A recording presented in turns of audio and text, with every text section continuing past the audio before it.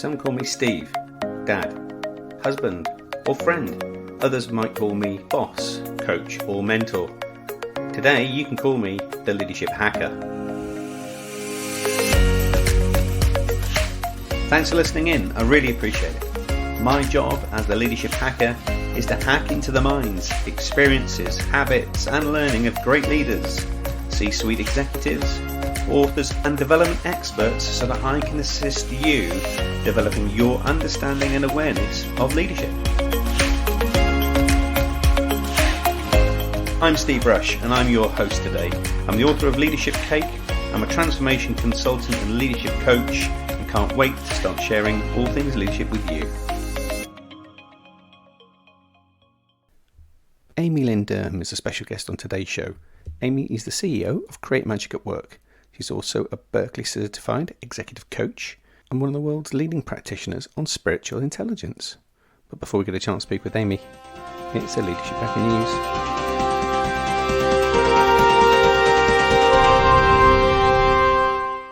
Given today's show is about spiritual intelligence, we're going to start off by diving into emotional intelligence. So what is it? Well, at the most basic level, emotional intelligence is the ability to understand your own emotions and other people's feelings. A high level of emotional intelligence will help us as leaders engage with others effectively. Emotional intelligence affects all aspects of our professional and personal life, from our ability to self-regulate our emotions, to manage behaviour, sell an idea, and lead and form healthy relationships. Many companies have determined employees with a high level of emotional intelligence increase a company's productivity and significantly impacts on the bottom line. So as a leader, if you're looking ways to boost your emotional intelligence, here's a few steps to help you on your way. Learn to stay cool. As the saying goes, you attract more flies with honey than you do with vinegar. You're more likely to get what you need by being polite rather than being rude. We say things we regret when we're stressed and angry. While stress is of course a normal part of life, it can also distract us from the rational thinking that we absolutely need. Stress, however, dramatically affects how we deal with problematic situations. If you feel yourself getting stressed, take a walk, get some fresh air, sip some water, but take a break. If you want to boost your emotional intelligence, you need to learn how to avoid succumbing easily to the stresses in our personal and professional lives. Next, develop empathy and compassion. Emotional intelligence is the ability to identify and manage not only our own emotions, but for those around us as well. Their opinions, judgments, demands, and requests of others can also cause us to lose our cool, but by stepping into their shoes, understanding can really set us apart. Be present in the moment and try and examine it from all angles. It could be entirely possible that you're reading into a situation that isn't actually happening right in front of you.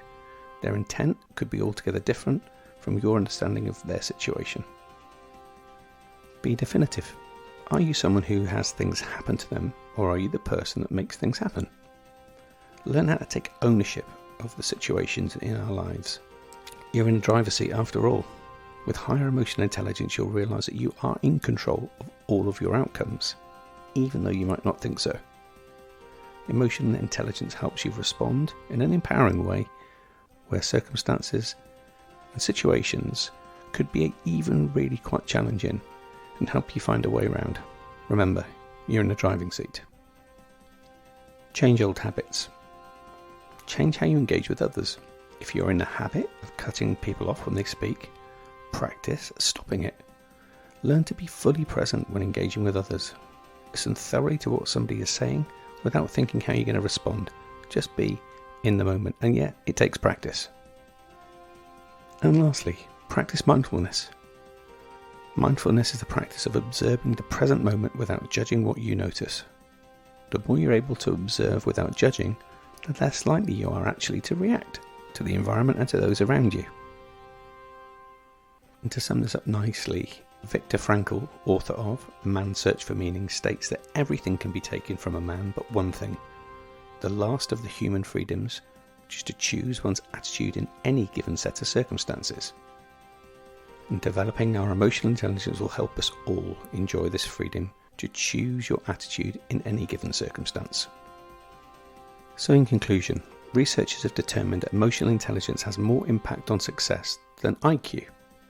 Your intelligence, The good news is that your level of emotional intelligence is not fixed, and it can be changed, and we can nurture it, and it can grow. If you want some more information on emotional intelligence, one of the godfathers that brought this to our fore is Daniel Goleman, and he has a book, Emotional Intelligence, Why It Can Matter More Than IQ. Please continue to keep your news stories flowing to us. But for now, let's get into the show. Joining me on the show today is Lynn Durham.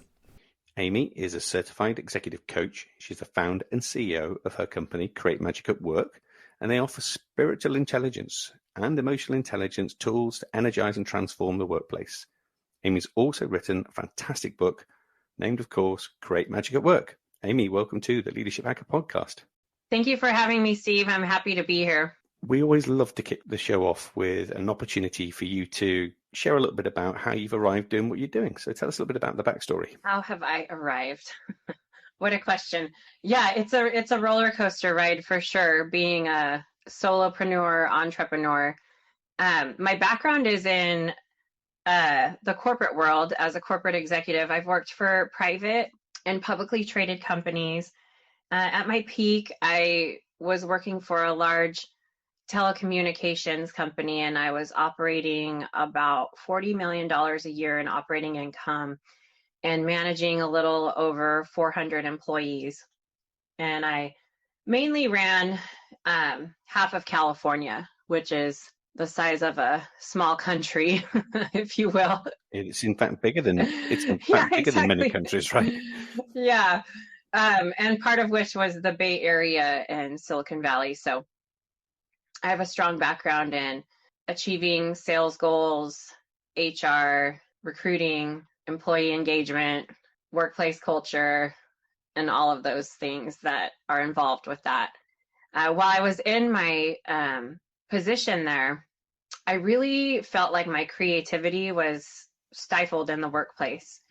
And in my final year in that position, I made a goal within myself that I wanted to show to the C-suite leaders that human connection improves productivity and profitability versus pitting people against each other in unhealthy competition. And so I planned for a year to leave my job, and I didn't tell anyone because I wanted to go on a journey where I re-injected myself back into the workplace to do these connecting activities. But what I did during the year that I stayed in my job was I used my employees to test out these field tested activities that I ended up putting in my book. And I wanted to make sure I left on top, again, to show that these things work in the workplace. Awesome. And in doing that kind of test and learn under the radar, so to speak, what did you fundamentally learn about your existing team that happened as a result of you changing your approach? Wow. Well, it freed me up as a leader to actually do my job. I'm going to start with the end result and then kind of unthread it from there for you. Once the team members saw the humanity within each other with these activities we were doing that really at the end of the day elevated their spiritual intelligence, their SQ, and their EQ as well, their emotional intelligence, they worked together better. So, one person would call the other if they had a question or needed help. Collaboration skyrocketed. I wasn't the only main point of contact anymore. And the other thing that it did, which is a huge result of skill building and spiritual intelligence in the workplace, is it decreased the ego-induced drama. Right. That is pretty time-consuming in the workplace. And there were a lot more results as far as like the ripple effect for humanity. I mean, there were some beautiful moments that I feel were healing that people had where they could really show who they are authentically in the workplace. And I know that team remembers each other forever now. Because they've got a deeper, more meaningful connection, right? 100%. Yeah. So you pivoted then into the world of helping others on this journey that you'd experienced yourself. by really diving into that, what you call spiritual intelligence. Now, for folk listening to this, they may be more familiar with the language of emotional intelligence, but perhaps less so for spiritual intelligence. So maybe you can just give us a little bit of an overview, if you like, as to what spiritual intelligence is and how that differs, or not as a case, maybe from EQ. Right. Yeah. So this is an arguable data point, but I'm going to share it because it's a great way to frame it. You get to SQ by way of EQ. So if you have been working on self-awareness of your emotions and working on building connections in the workplace, that's sort of skill building in EQ. SQ is when you start pondering, why am I here? What is my life purpose? What are my values? And am I living in alignment with those values? And it's that point in your life where you start thinking of those different questions for yourself. The adult development theory says it typically happens around your early to mid 30s. But obviously we're all human and there's exceptions, right? Right. The definition of spiritual intelligence is the ability, and this is from Cindy Wigglesworth, who developed the 21 skills of SQ. And her definition is the ability to maintain inner and outer peace, make decisions with wisdom and compassion, regardless of the situation, even under great stress. So if you take that definition and think, wow, what if all of our leaders were able to do that in the workplace? How amazing would that be? An amazing place. Yeah. Right? Yeah. It's an interesting notion that in order to get to SQ, you've got to go through this emotional intelligence journey. But actually, it starts with self, doesn't it? In that kind of foundation block. It does. I mean, you don't even have to know what emotional intelligence is. It just, and again, the adult development theory says that that's around your early to mid 20s where your brain is developed enough to really start experiencing compassion for others. But if you're in that space and you're working on self-awareness of your emotions, building connections, having emotional management strategies, all of those things, right, the next stepping stone would be SQ. If I was a leader listening to this, thinking around, okay, so I feel relatively grounded in my emotional intelligence. What's my next step to start exploring spiritual intelligence? Yeah. Okay. So the next step would be, I offer an SQ experience that I take you through all of it, where I issue an SQ assessment on the 21 skills, and you can see what level you're operating at this current time frame of the 21 skills of SQ. And then you can go from there. You can deep dive into whatever skill resonates with you. You don't have to work on all 21 skills. If there's a few that you're like, I don't even care about this, great. We can work on the ones that resonate with you. And for me, it's a lifelong journey. So I have a client, just to give you a client story, that knew their life purpose for the majority of their adult life. And they really did a great job with their career and working in that life purpose space.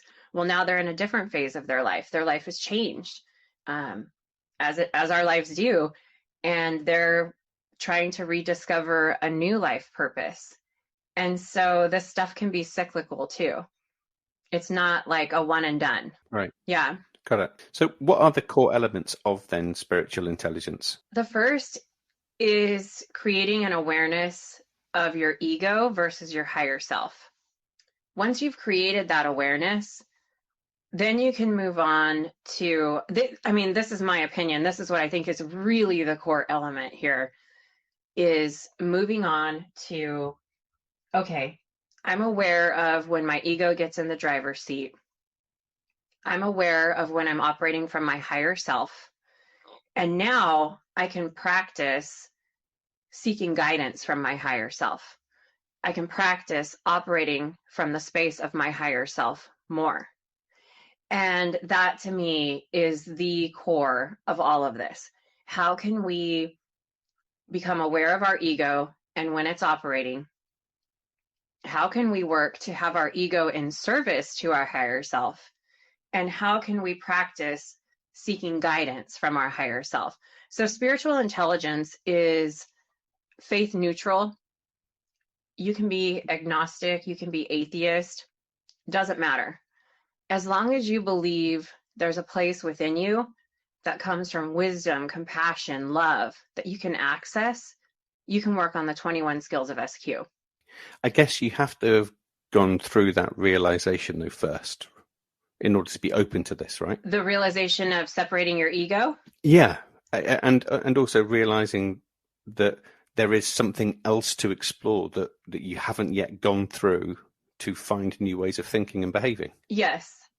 You have to definitely have some sort of awareness and some sort of curiosity to want to do the work that's required. Absolutely. Because some leaders, it does take looking in the mirror and some inner work. Yeah. And some leaders don't want to do that. And that's okay. That's the space they're in right now. But I really, truly feel this is what will make you and your company a next level organization, is operating from these skill sets. And from your experience as being a coach using the spiritual intelligence SQ steps, maybe just share with us a story or an example of where you've seen somebody really transition and make a significant difference to the way that they lead their business and the team. So there's a really common skill that a lot of clients want to go to and talk about it. And it's in quadrant 4 and it's skill 19. And the skill is making wise and compassionate decisions. And let me tell you where the transformation happens. The transformation happens with the individual most often lately. And I don't know, I don't have the scientific data behind it, but I can speak to a correlation with the pandemic. These leaders are great leaders.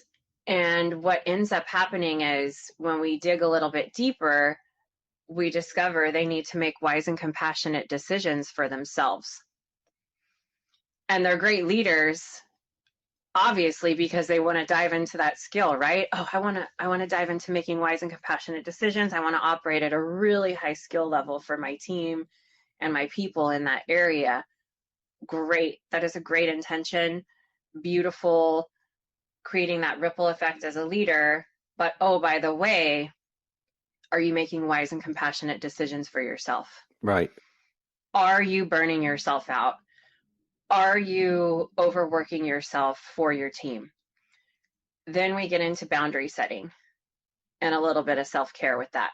So interestingly enough, the transformation happens with the individual taking care of themselves so they can take care of their people in a better, clearer way. Yeah. That's one example. It's a great example.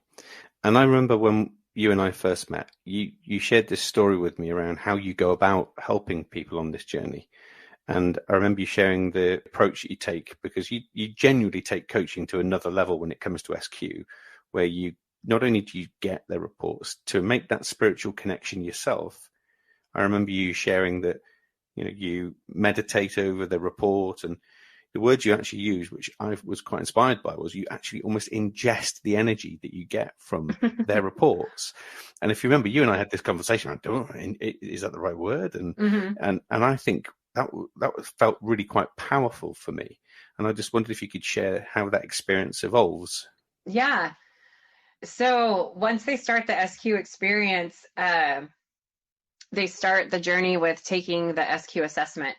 And then once the results come through, I spend a lot of time reading those results, meditating on the results, and really, like you said, I ingest the energy of the results so I can really show up for my client and be there for them. And then I create custom coaching questions for them in order to help move them forward on their journey with this, their leadership journey with this. It's a really cool experience. I had one particular client, this is just coming to mind, I just love this story, I love to share it. He scored so high on being able to operate from his higher self. And I was like, oh my gosh, did you know that you have this magic gift already innately, that you just operate from your higher self? And when a leader can do that, like I said before, ego-induced drama just kind of falls away, or you don't attract drama, or people that are angry in your presence, the anger sort of dissipates. And I pointed that out to him because it's nice to name that and to know, like, yeah, when I'm in a space with other people, my energy as a leader or as someone in a position of power actually ripples out 10 times over. So how amazing is it that this type of energy, this coming from a place of calm and healing presence, inner wisdom, compassion, love, is rippling out to the people that I'm interacting with. And he said, oh my gosh, when I was a little boy in school, the teacher would always sit the bad kid next to me. And she always said she did that because he seemed to behave better when he sat next to me. That's really fascinating, isn't it? And I said, yeah, the things that come about with these interactions are really cool. And people discover hidden strengths that they know were there, but they just need a light shined on them. Yeah. So that's tapping into spirituality at a much deeper level, isn't it, than perhaps most people would consciously be aware of. It is. And I wonder, as a coach, how do you get people tuned into that depth of understanding? Yeah, so I have two parts to the way that I operate. I have that deep that deep stuff that I was just talking about with you. And then I have the super fun, playful tools that I offer. So that's why I designed Create Magic at Work. I put all the fun leadership activities in my book that leaders can grab. My book is like 64 pages. It's tiny. And I did that on purpose. And I designed it for the leader that can just grab it and go to an activity and do the activity with their team. The activity elevates their EQ and SQ, but it's super fun. Right. So yeah, we do the deep inner work with the one-on-one SQ experience or the workshops or the speaking engagements, but at the same time, you can just do something fun with your team. And it can start simple. It doesn't have to be this huge deep dive into SQ. I have a journaling exercise in my book. It's called Journaling with a Twist, where you take a journal. I designed a journal prompt card deck for the workplace and for your career. So you can pull a journal card for your team to journal on a theme, time them for 10 minutes. They rapid write answers to the questions. And then if they're comfortable, they can share it with everyone. That was a huge connecting activity that I did with my team that brought everyone together, because once everyone hears each other's answers, you start seeing the humanity in each other. And it's simple. Yeah. And fundamentally, this is about that human connection, about how we become more connected so that we become more empathetic, more productive, more positive, right? Absolutely. Yeah. What would be your experience that generally in corporate life, we don't have as much human connectivity as we perhaps could have or should have? Okay, I'm really glad you asked me this, because I saw an article the other day on some neuroscience data. And I know that there's all kinds of intelligences coming out right now, but it narrowed it down to the three, to IQ, EQ, and SQ. And to answer your question in the short form, it's because the workplaces that we're working in are mainly systems designed to only operate under IQ, that part of your brain that works under the IQ space. Yeah. And then I'm gonna answer your question longer now. So I'm just gonna give a simple example. So when you go home from work, let's say you're working for a company that's like super IQ only, P&L statements, Excel spreadsheets, no team connecting. They don't care about EQ. We're not going to do that woo-woo stuff. We're not going to kumbaya by the fire, whatever, right? Like boiler room type. And then you finally get to go home and you get to kick up your feet and relax a little bit. And then that EQ part of your brain starts being able to kick in. And this neuroscience data was showing that it's actually different parts of your brain that you're accessing when you're utilizing these skills. And so, yeah, you get to use some emotion at home. You get to relax. You get to be who you are. And then finally, what they were saying is the spiritual intelligence part of your brain is another place you can access that takes you into that beautiful feeling where you're aligned with the ebb and flow of life, where you're in that creative, innovative, playful zone, as a couple of examples. And as I read that article, because I know, Steve, you and I are on LinkedIn and we see all of the latest and greatest for workplace topics. And lately, even on my podcast, we talk a lot about how to be your authentic self at work.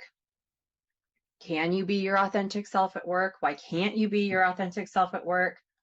All of those things. And I thought, no wonder why some people feel like they can't be their full authentic selves at work. Well, it's because a lot of these systems and these places that we work in are only, they're environments that are only allowing for accessing 1/3 to maybe 2/3 of our total potential. Yeah. Of our brain. Typically, and I can be really candid here, right? We just don't teach spiritual intelligence in the same vein as we do with emotional intelligence when we look at leaders, right? No, and I think that some leaders might get caught up with the word spiritual and think that it's religion. And then, oh, we don't want to talk religion in the workplace. We don't want to touch that. And for lack of a better word, I think it's just a little bit of uneducation or ignorance on what exactly it is and the benefits of it. So that's why I'm happy you have me on the Leadership Hacker to talk about it, because it's so deep and it's so much more than that. Yeah. It's really more about higher self, right? Totally. And when I talk about accessing your inner wisdom and your higher self, if you have a specific religion that you follow, that's beautiful.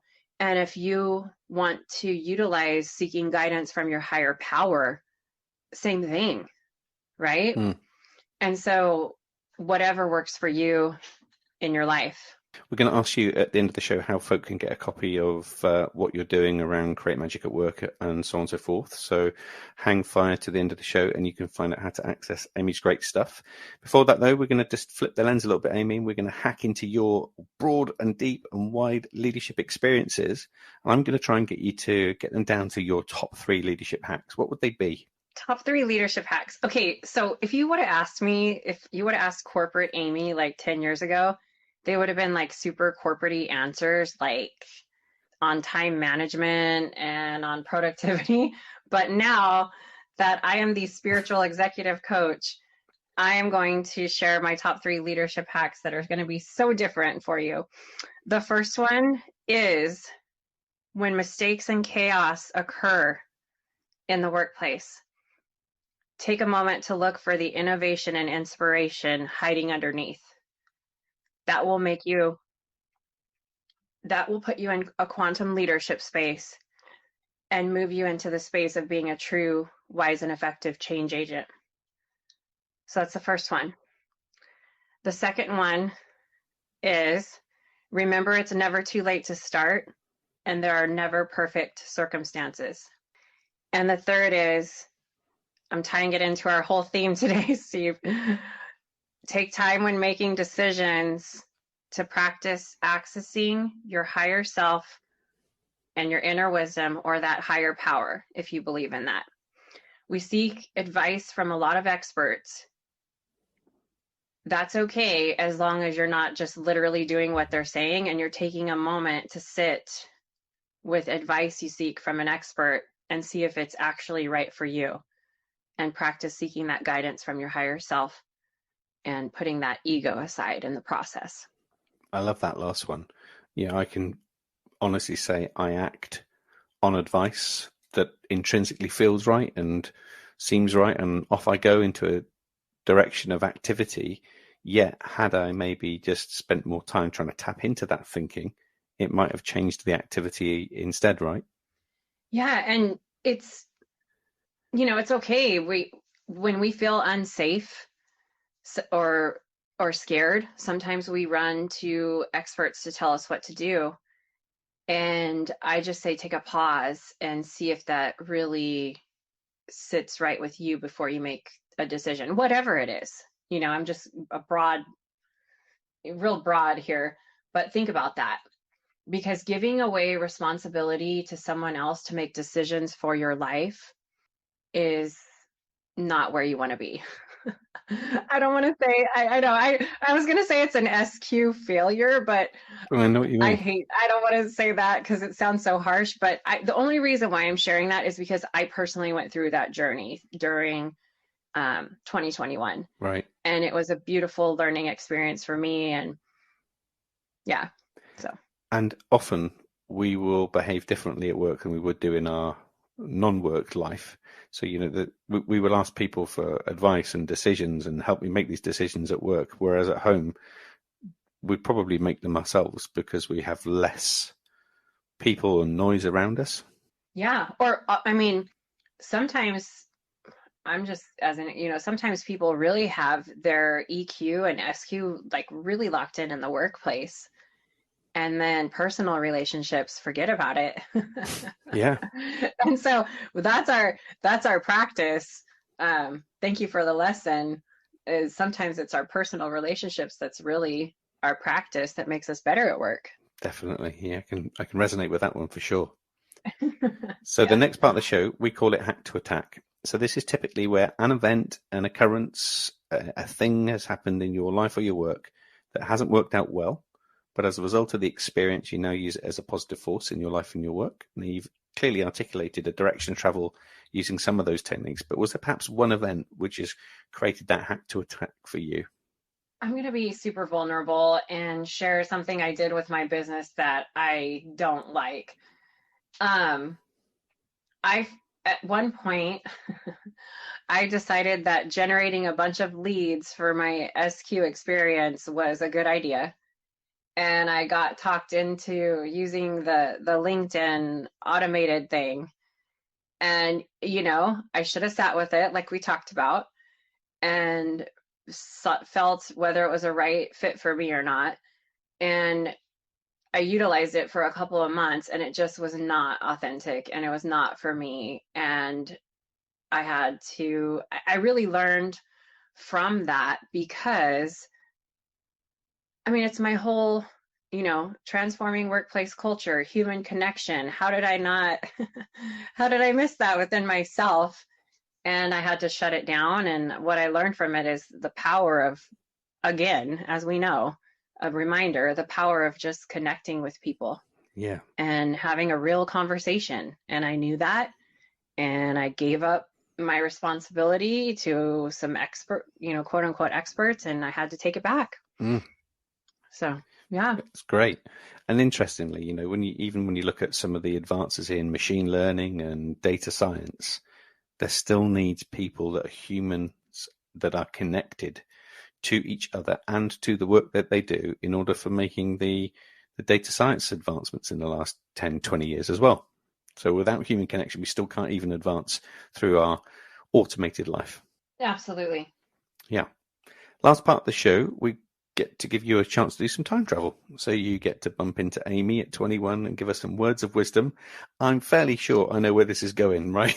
but I want to sense check and get a sense from you as to what would your advice to Amy at 21 be? Oh my gosh, she was a completely different woman than the woman she is today. And my advice would be to slow down. Everything's going to be okay. And take moments really to be with yourself. Stop running away from yourself. Like it. Really wise words. Great stuff. Yeah. So I'm conscious that in the world of human connection, what we do through our medium of podcasting and writing is about that connection, and therefore want to make sure we help you connect with our global audience. So where's the best place for us to send them now we're done? Well, I already mentioned LinkedIn. So I'm Amy Lynn Durham on LinkedIn. And then also my website, createmagicatwork.net, has all those fun tools I talked about. for the workplace, and also the SQ experience that I offer. And you can message me on LinkedIn. You will get me responding now, the full human Amy. The real you. Exactly. And I love to connect and chat and discuss the topics like we discussed today. So super. Yeah. We'll make sure we put those in the show notes along with your other social media links as well. So folk can head straight over and connect with you from here. Perfect. Awesome. Thanks, Steve. Amy, thanks for coming on our show. I love chatting with you. I think the whole notion of SQ is going to explode in the future. I'm a big fan and would love to explore personally some more. So that's a call to action for me. And thank you ever so much for being vulnerable, being part of our community on the Leadership Hacker podcast. Thank you. Thank you for having me. And I hope we sent some magic to everyone today. We certainly have. Thanks, Amy. Thank you. I genuinely want to say a heartfelt thanks for taking time out of your day to listen in too. We do this in the service of helping others and spreading the word of leadership. Without you listening in, there would be no show. So please subscribe now if you haven't done so already. Share this podcast with your communities and network and help us develop a community and a tribe of leadership hackers. And finally, if you'd like me to work with your senior team, your leadership community, keynote an event, or you would like to sponsor an episode, please connect with us via our social media. And you can do that by following and liking our pages on Twitter and Facebook. Our handle there is @LeadershipHacker. Instagram, you can find us there at @the_leadership_hacker. And at YouTube, we're just Leadership Hacker. So that's me signing off. I'm Steve Rush, and I've been the Leadership Hacker.